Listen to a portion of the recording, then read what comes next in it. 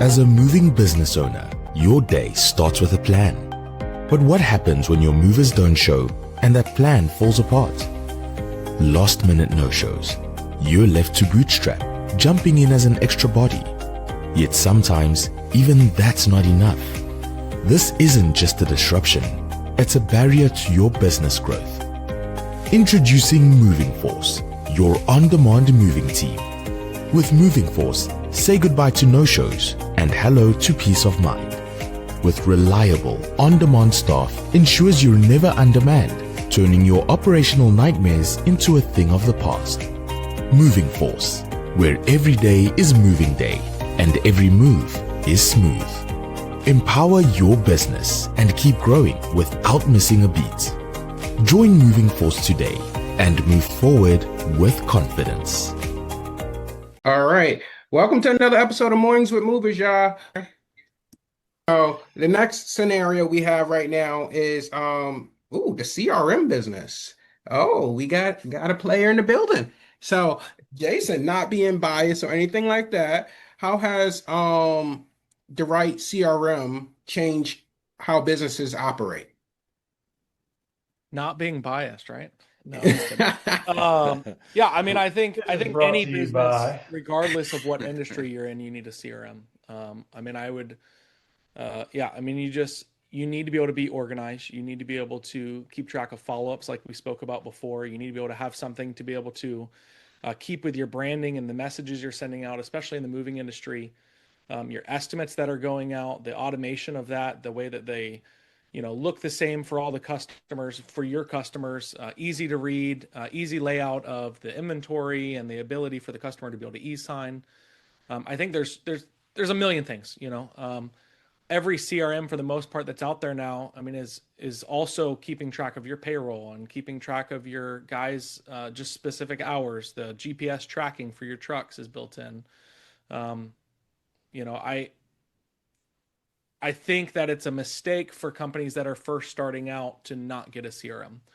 Most of these CRMs now, I mean, even ours being included for a small company, I mean, you're a little over $100 a month. It's chump change in the reality of what it does to grow your business and to make you be able to compete with the big boys.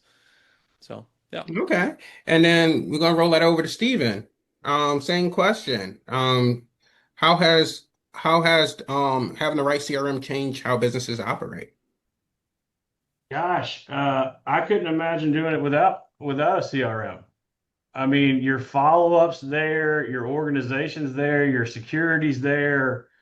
I guess I started out in a short period without one doing Google Drive, maybe half the first year and jumped into one, but I think it's crucial. I mean, if someone's trying to compete with me, kind of like what Jason said, without a CRM, there's no chance. There really isn't. I mean, this thing is reminding me not to reminding all of my employees to do everything I would do vigilantly to get that lead. Mm-hmm. It's helping my guys operate. It's helping schedule them. I mean, it's answering so many headaches you would have without one at a moving company, and it helps structure you. I think when I first got a CRM, it really taught me structure of the moving company and how things should go on that side. Gotcha. James, any intake on that? Yeah, a few things. We don't like to talk about this as much, but we need to be thinking about your exit, right? You plan to exit this year, 5 years, 10 years from now. The value of your business is dramatically going to drop if you're just running it on a Google Sheet. Now, that's good for year one, right? Yeah. Like Steven said, but it ain't good when you're trying to exit. If you haven't documented your process, and I know for some of us, it makes us want to take a nap. It's harder enough just to get someone moved and do it the right way and all the stuff we're talking about today. But you need to be thinking about your future self, right? And that future self, when they're ready to exit, is going to want to maximize that exit. And that's getting your ducks in a row. That's doing your proper documentation, right? Making sure not just written documentation, but visual documentation, video documentation, covering your backside, right? This kind of stuff lives in your CRM. Yes. I can't remember what I had for breakfast. Nevertheless, a move that I did, 6 months ago, right? When a customer calls back and so, or, when someone's pissed off because one of your guys accidentally drops something, it happens. It happens. You drop stuff down the stairs. Okay. It happens. You as an owner need to hop on there or have someone in your customer success team getting on there and diffusing that situation visually, probably as well. Because it's hard. It's easy to get keyboard courage It's also easy to have phone courage. It's really hard to have visual face-to-face courage, whether it's virtual or on site. And nothing brings down the situation than an owner or one of your team saying, hey, look, this stuff happens in a move, but you're covered. We got the insurance in place. You're going to get a brand new TV. Customer's like, well, all right. You went from a 1-star to a 5-star on how you handled the situation, right? We've been talking a lot about sales and marketing, but that operations and the little details around that and documenting these things really matter. It's changing the game, right? I've got guys that are showing up on site and they're putting the kind of music in the house that the owners like to hear.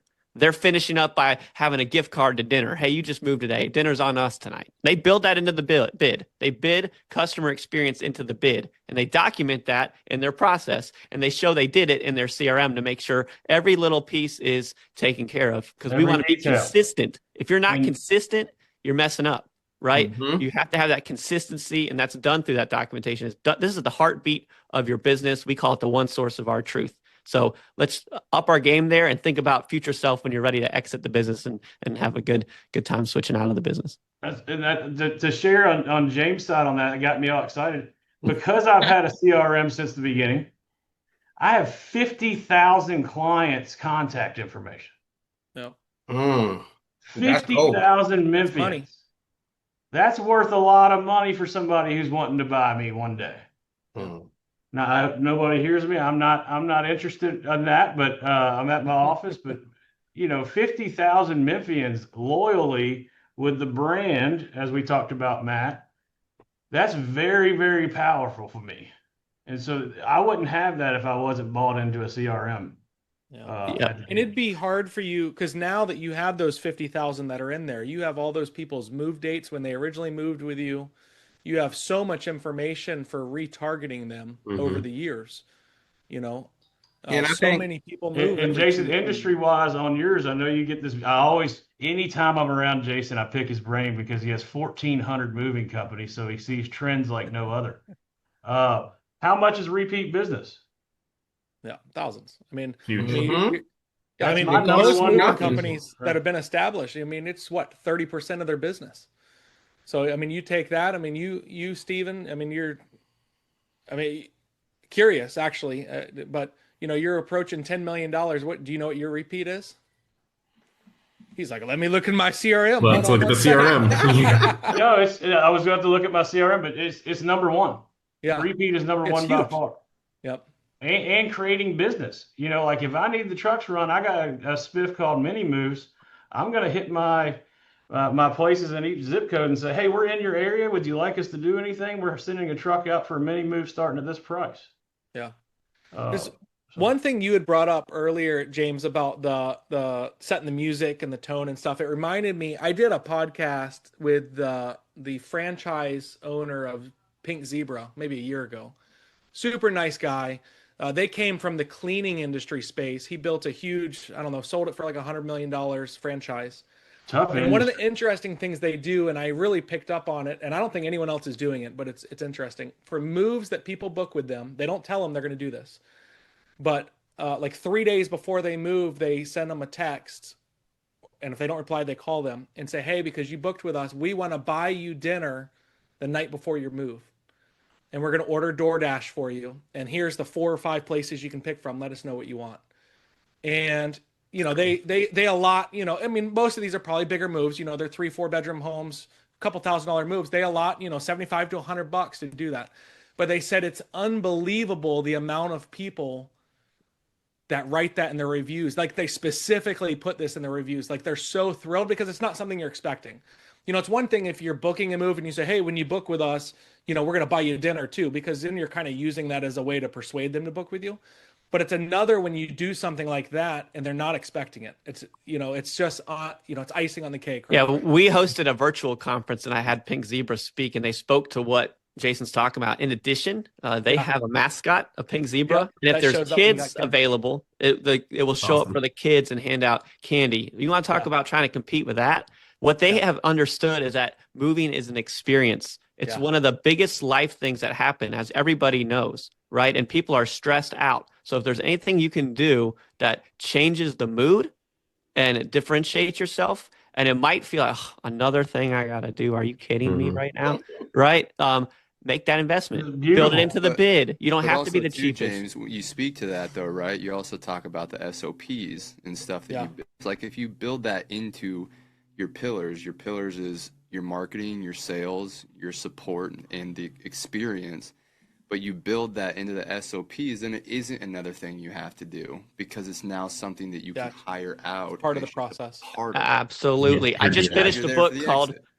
Making Money is Killing Your Business. Everyone should read this. I finished 6 books this year. I think I'm going to reread this, Making Money is Killing Your Business. They have a thing called a freedom map. Freedom map is a 1-pager of everything you do in your process. And then what you can do is double click into any one of those process, and one person on your team owns that, meaning that process is also a few bullets and it's organic. And you're putting that power in the hands of your team. We haven't even talked about uplifting your team and growing your team and trying to build a team of owners around you, not just employees, but owners that take ownership in that process. And when it's documented, wherever it needs to be, whether it's in Google or programs like Tranual, you put that together. Now you're elevating the value of your business. You're elevating when you get new team members on or you're transitioning things. You want to make sure your team member can come in, double click on the process they're responsible for, know exactly what they do, and they show up, and back to consistency, repeatability, how you like it done. And yes, it is more work, but it's more money for you in the exit. Again, think about your future self. These are things that are going to be game changing. It also buys your time back too, though. Yes.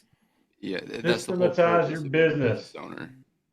Right? Well- Your goal is not to be in the business, it's to get out of the business and build the people so the people build the business. And having that experience portion of the business is really what, because it creates an experience not only for the customer, but for your team too. When you have those SOPs and trainings, it creates an experience for your team, and people then want to stay, and people also want to work for you. Yeah, and you don't become the key man, right? You got to make yourself redundant. Right. We all want to be so Mr. or Mrs. Important. Well, you're just messing up. This is not good, because if you die, your business dies, or if you want to get out of it, you can't get out of it. So, okay, this freedom map we're talking about is now elevating. Look at guys like an Eric Works from Works Moving and Storage that made himself redundant, and an Allison Endicott and made her the CEO through the business. Like, are you elevating your team up? Because you as an owner, look for the door. Like anywhere I try to go, I make myself redundant. I don't get too married to my title. I don't want it. I want to hand it off to the next person. No, exactly. I've run one of the fastest growing companies in the country. We were Inc. 500 before, exiting for $1 billion with a B. That was my last company, right? How did we do that? How did I grow to be one of the fastest growing companies for 3 years straight? Making myself redundant to what Kate is saying, handing off that responsibility, elevating that team, and bringing in teams. And we're doing it again here at Live Switch. I mean, we're hiring every week now for people, because we've made the process. We have that in place. We put those people, and we make people get out the way, right? So we can grow and move as fast as we possibly can. And that was Can you share just a little bit, James, about that exit? And because you're sharing really, really good points where a lot of us have not done this. I know Jason has sold a company, but like, can you share just a little bit about your experience in this? Because I've studied you, and I'm so impressed with your career. But why should we listen to you on this and your tips on that, James? Because I hang out with business brokers.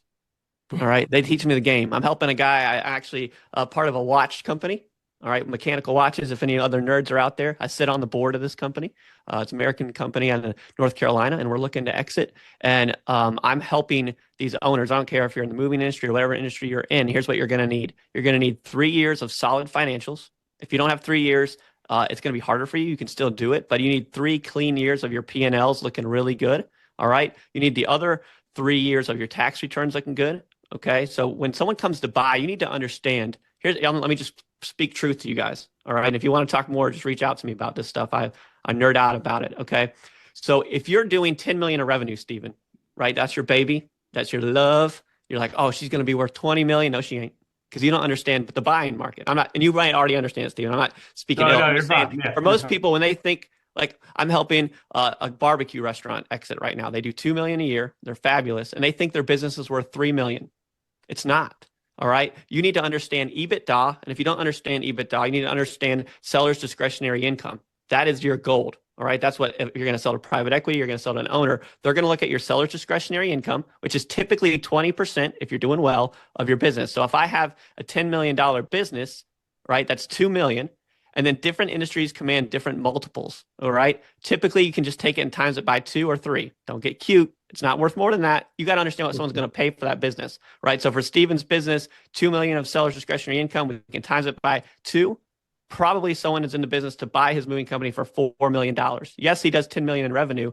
And owners think too highly of their business. Your baby, you don't want to sell your kid, but if you really want to sell, I try to give people straight what people will buy you for, right? And let's get your ducks in a row.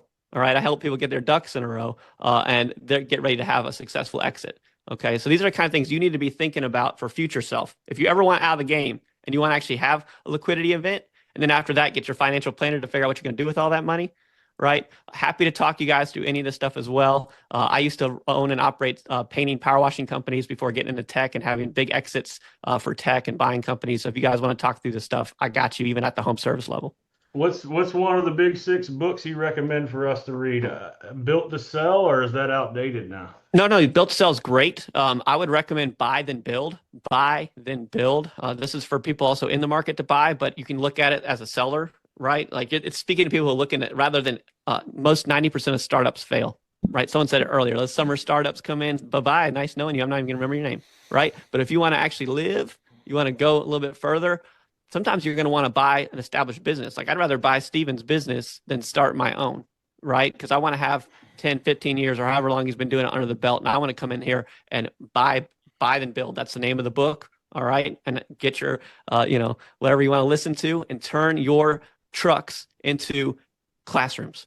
Turn your windshield time into educational time, and make sure you set the example as an owner, but then talk to your guys. Hey, when you're behind the windshield, I want you to listen to these books. I'm trying to educate you because I'm trying to make more owners in my business so I can make myself redundant, get freedom, get my stuff in a row, and have a successful exit. And maybe one of your guys buys your business, right? You can do owner financing. You can do all kinds of stuff. So don't just look at your guys and that way say, hey, I want one of you guys to take over this company one day.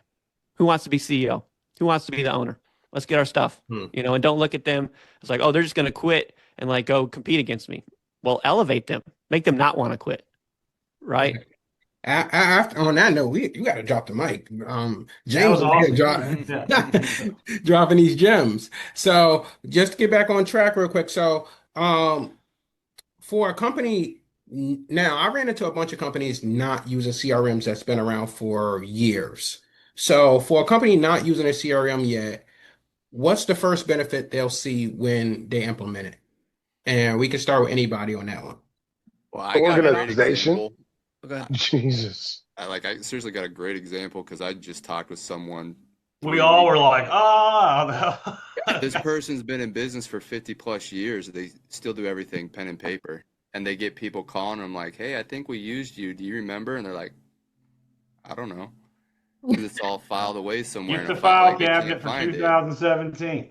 Yeah. So, I mean, it's just because I literally had a conversation with somebody like 3 weeks ago, and they're still pen and paper. They just now got a CRM, but How much they've been in business manpower forever. hours are they spending writing all that stuff and looking for all that stuff on efficiency? Mm-hmm.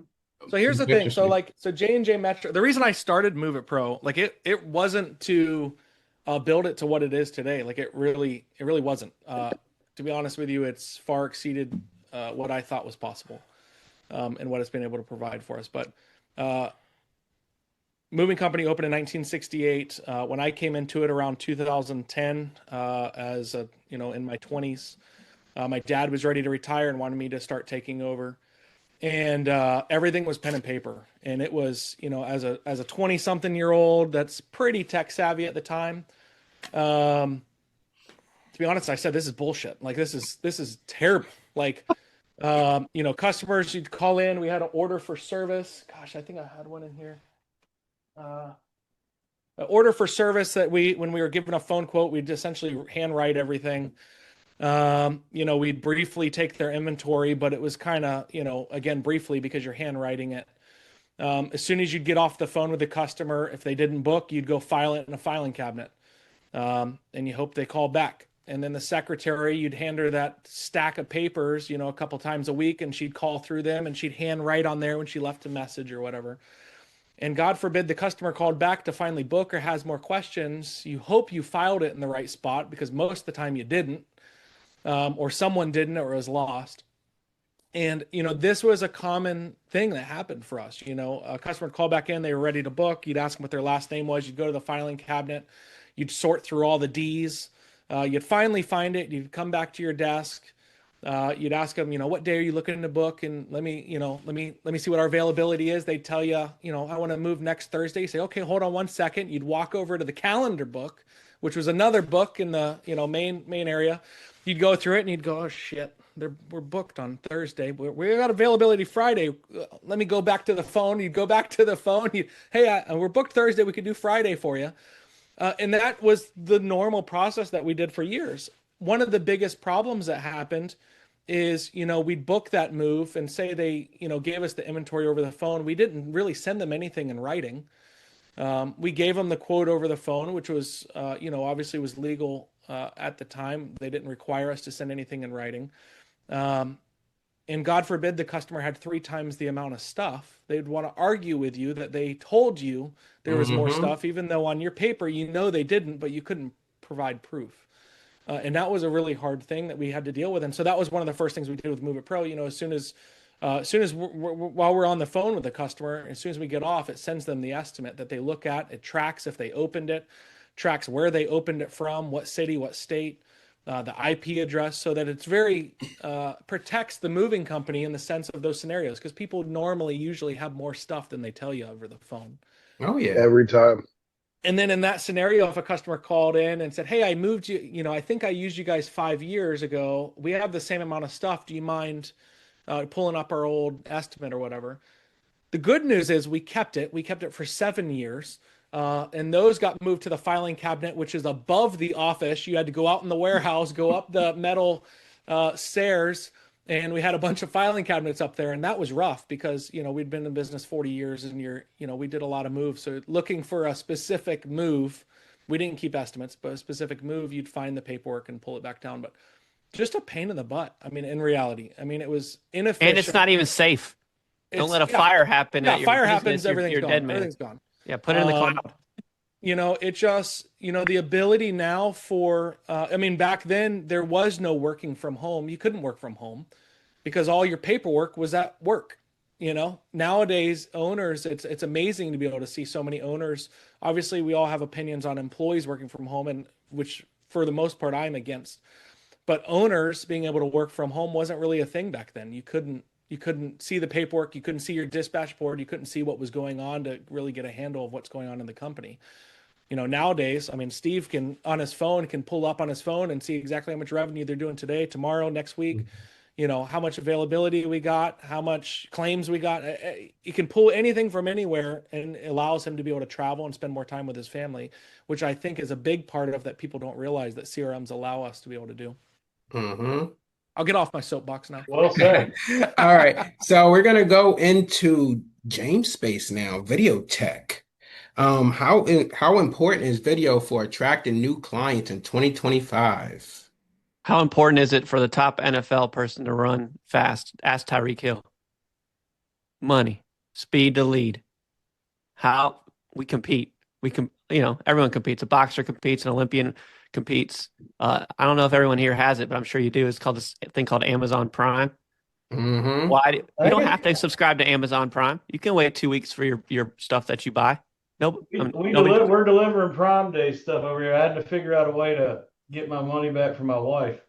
Yeah, exactly. It's Prime Day. Watch Good your luck. wallet. Hide your kids. Hide your wife. Hide your credit cards too, right? So they're going after, Amazon Prime is changing the game.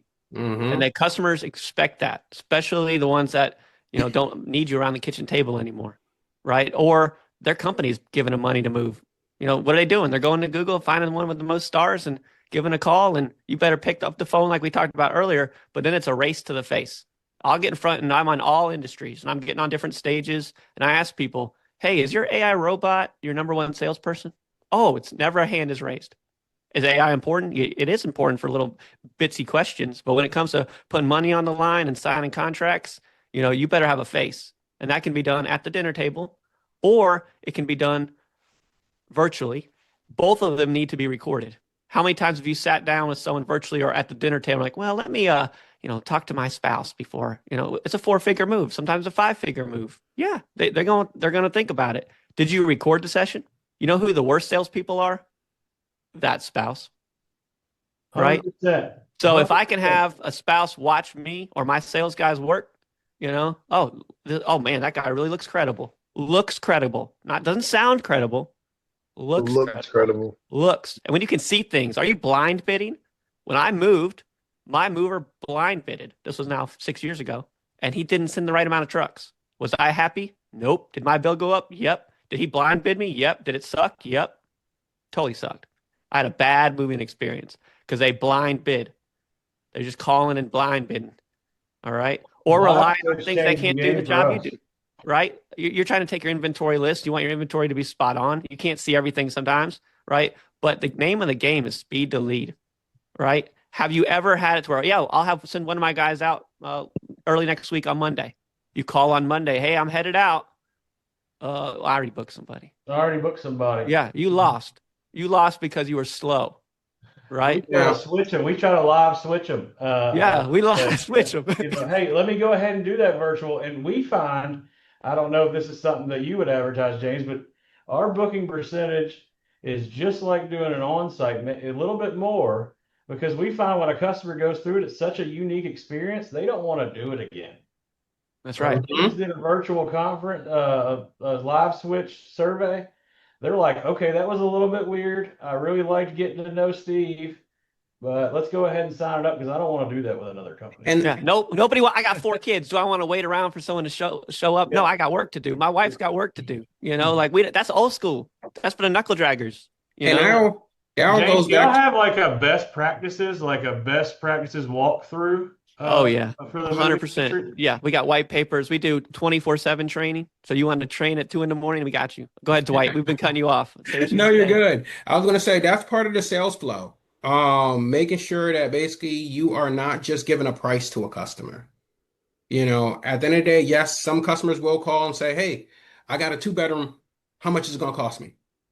And it's your job to walk them through the process and actually hold their hand from the beginning. Hey, we're going to slow this down a little bit. We're going to get a little bit more information about your move and where you're moving from, where you're moving to, what obstacles we have to face. It's not just going to be a cookie cutter price. And maybe it will be the same price that it was a small local 2-bedroom move or whatever the case is, but they're not going to know it right away. You're going to hold their hand through the process. You're going to paint the picture of how your service is going to depict how your pricing works. So there's no question, no doubt in the matter that, oh, well, they told me it was going to just be this, or they told me that they wouldn't charge me from their warehouse to my house. No, we're going to go over everything, and then we're going to give you an estimate that breaks it down in steps too before you sign it. And we're going to record it all. What if the NFL got rid of the instant replay? Everyone here would be like, what the heck? You'd be upset, right? But now you're going to put the NFL instant replay on your business because, when you move stuff, something looks a little different in the new light. Oh, you guys put a bunch of scratches on my stuff. Oh, let me check my NFL instant replay. Yeah. Your guys said that you were going to move everything out of my shed as well. Let me check my NFL instant replay. Man, your sales guy is the best I've ever heard in the world. Nobody beats like Steve. Steve's amazing. Well, why not have my new guy watch the recorded video, Steve make his magic, so Steve can make himself redundant, right? We want to use this internally in our business. We want to cover our backside because I don't want to be a nonprofit because someone's speaking a bunch of mess that we didn't do, right? And then when the tragedy happens and my guys mess up, I want to be able to take that video, get it to my insurance company, and get that claim locked in, lickety split, right? Exactly. So it goes throughout the whole process. We use a live switch for pre-existing damages. So we taught our movers to video their walkthrough, essentially, right? And so now when we have a claim, we get to go check the link. That's right. And then we have the guys watch what my guys sold to make sure my sales guys aren't selling world peace. Right. All right. Or to make sure I got the right amount of equipment. Oh, dang, I didn't see this. Because you know what costs you a lot of money? When your guys drive out, they forgot some tools. They got to drive back to the warehouse and get the right tools and then drive back out. That just cost you a lot to your bottom line when you could have just had someone watch at 2x speed to prepare, and also prepares the customer. Customers don't like repeating themselves. So if my guys show up prepared, they're like, hey, Mrs. Jones, Mr. Jones, we're on here. We got everything. We understand we're moving this, that, and the other day. Sounds like you got a hard marble statue. We've already brought the materials to wrap that up to make sure it doesn't get dropped. We know it's a family heirloom. Your guys look like they are on it, right? Mhm. You prepared your team for success and amazing customer experience. So it just wraps in. Now that we all carry around, the way this came is I was reinventing the 911 phone call with the chief of police of Washington, D.C. so our police officers could see what they're driving into.